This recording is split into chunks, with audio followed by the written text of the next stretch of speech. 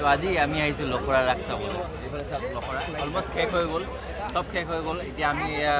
কিবা কিবি মাছ কুকুৰা আৰু এইফালে চিকেন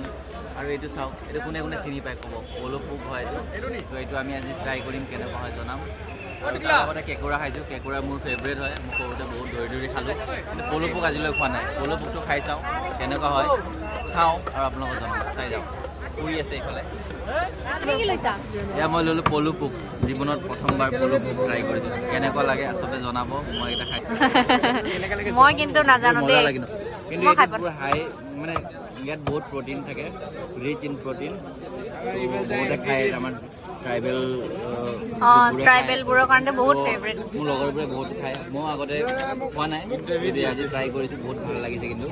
মোৰে খানি দিছে মছলা টাইপৰ মানে ধনিয়া চনিয়া দি পেলাই দিছে পলু পোকৰ লাইন লাগি আছে এবাৰে আমাৰ পলু